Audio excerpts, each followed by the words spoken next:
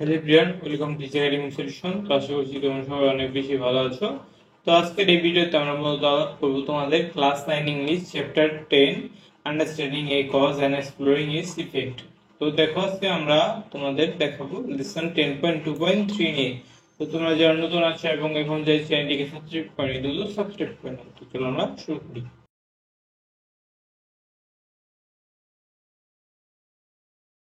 তো দেখো পূর্বের ক্লাসে আমরা কি করেছি, আমরা তো আমাদের যে বিভিন্ন flood, traffic jam, road accident, hospital, এগুলো নিয়ে আমাদের যে কোনো একটা ইনসিডেন্ট একটা টেক্সট লিখতে বলা হয়েছিল with its cause and effect.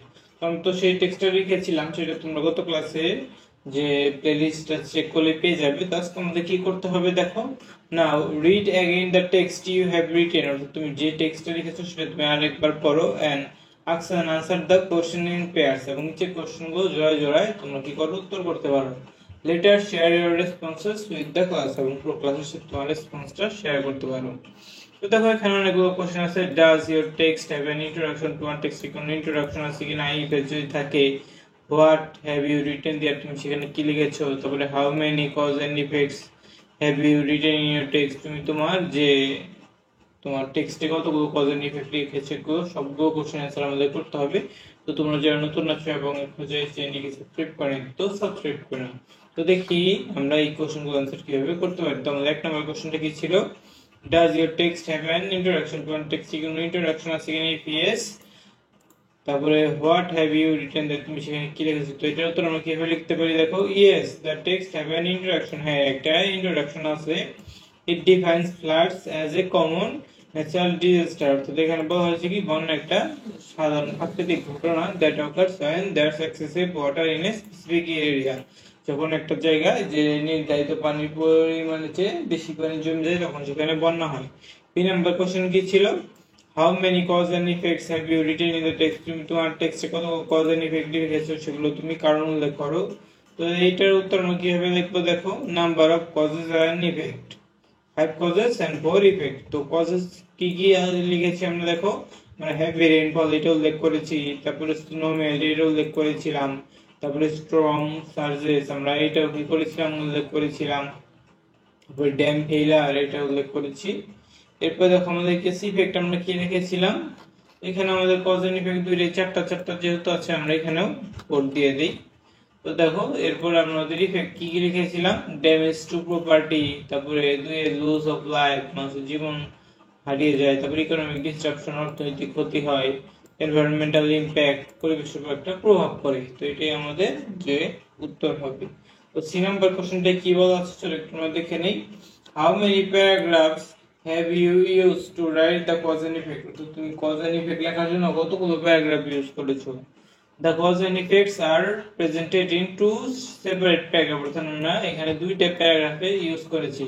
The first paragraph outlines the cause of flood, অর্থাৎ প্রথম প্যারাগ্রাফটা কি করে আমাদের ফ্লাডের কারণগুলো উল্লেখ করা হয়েছে, and second paragraph discuss the harmful effect, এবং সেকেন্ড প্যারাগ্রাফে আমরা এটার ইফেক্ট নিয়ে আলোচনা করেছি। তো ডি নাম্বার কোশ্চেন কি ছিল, have you used any linking words to describe the cause and effect in your essay, তো তুমি কি কোনো লিংকিং ওয়ার্ডস ইউজ করেছো তোমার এখানে কজ এন্ড ইফেক্ট বোঝানোর জন্য।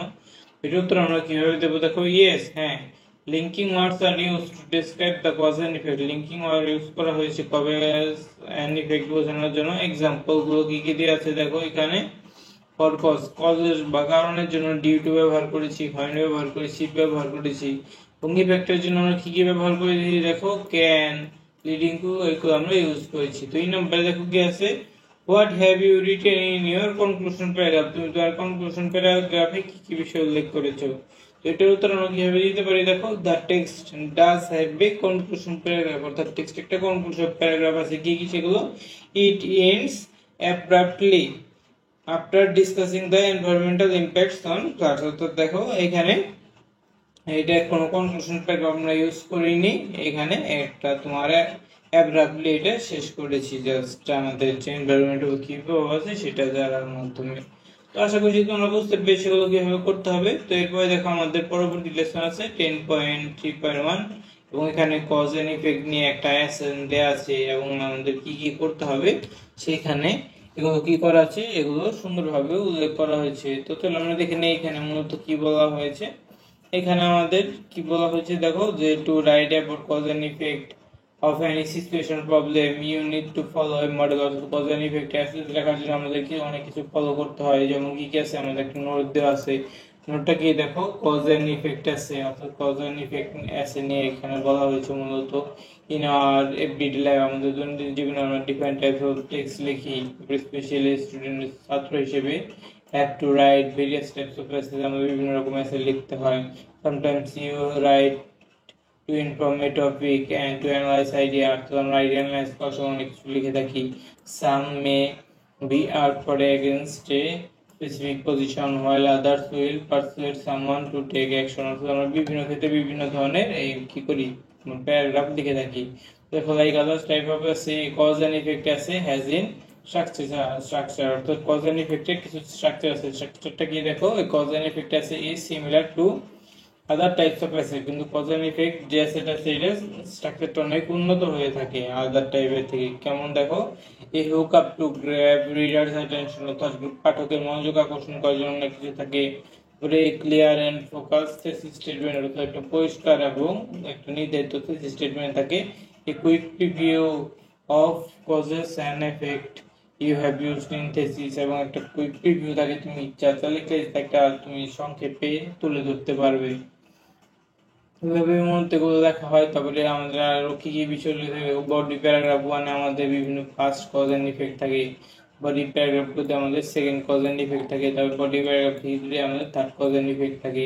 তো এইভাবে আমরা যতগুলো প্যারাগ্রাফ পারি সবগুলোতে আমাদের একটা কি থাকবে, কজ এন্ড ইফেক্ট থাকবে। এবং এরপর আমাদের আর বিভিন্ন ডেসক্রিপশন অফ দ্য কজেস, তারপর description of the effects, cause and ইফেক্টের ডেসক্রিপশন থাকবে, এগুলো আমাদের এখানে থাকে মূলত। তো দেখো এরপরে কি বলা হচ্ছে আমাদের স্টেপ ওয়ানে আমাদের কি কি থাকে, তো it is time to find out the step to write a cause and effect essays, অর্থাৎ এই কজ এন্ড ইফেক্ট অ্যাসেস লেখার জন্য আমাদের কোন কোন বিষয়গুলো গুরুত্ব সহকারে দেখা উচিত সেগুলো এখানে বলা হয়েছে।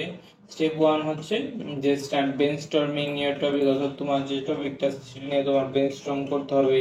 তারপরে list all the causes first and then the effect, শুধু তোমার সব কজ এখানে উল্লেখ করতে হবে এবং তার কারণগুলো সেখানে তোমার বলতে হবে।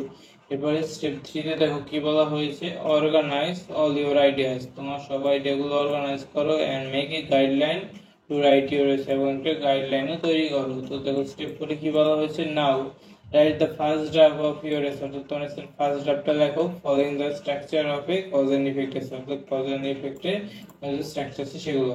ইন দিস স্টেজে মেক দ্য নেসেসারি এডিটস, তোমার যাতে এডিট করা দরকার সেগুলো এডিট করতে পারো। এরপর আরো কি বলা হয়েছে দেখো, ইট is time two write the final draft of এসে, অর্থাৎ এখন তোমার সময় হচ্ছে কি একটা ফাইনাল ড্রাফট লেখার জন্য। তো আশা করছি তোমরা বুঝতে পেরেছো এই কজ এন্ড ইফেক্ট সেগুলো আমরা কিভাবে লিখতে পারি। এখানে স্টেপ ওয়াইজ সবকিছুই এখানে সুন্দর মতো কি করা হয়েছে, বর্ণনা করা হয়েছে। তো আজকে এ পর্যন্তই থাকবে। তো পরবর্তী ক্লাস আমরা কি করব, তোমাদের যে পরবর্তী লেসনটা আছে যে 10.3.2 এটা নিয়ে আমরা আলোচনা করার চেষ্টা করব। তো সবাইকে ধন্যবাদ জানিয়ে আজকে এখানেই শেষ করছি।